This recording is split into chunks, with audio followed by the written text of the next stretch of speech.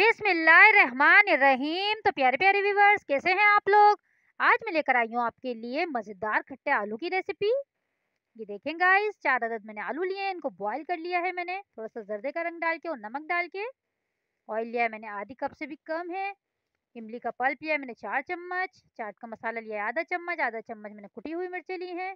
थोड़ा सा मैंने जीरा लिया है और नमक लिया है आधा चम्मच। पहले तो गाइस बनाना स्टार्ट करते हैं।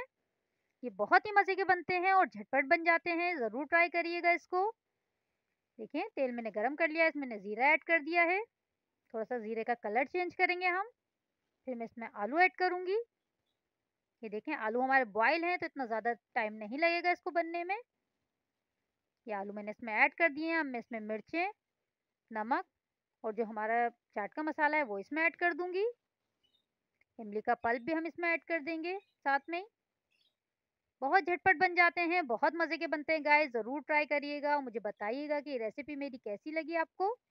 और अगर मेरी रेसिपी आपको पसंद आती है तो चैनल को सब्सक्राइब करिएगा। ये देखें गाइस, मैं इसको अच्छे से मिक्स कर लूँगी। बहुत झटपट तैयार हो जाते हैं। देखें माशाल्लाह से तैयार भी हो चुके हैं। 5 मिनट के अंदर अंदर हमने इतने मज़ेदार से आलू तैयार कर लिए हैं। इसकी लुक देखें आप, कितने यमी लग रहे हैं कि मेरे मुँह में पानी आ गया इसको देखकर।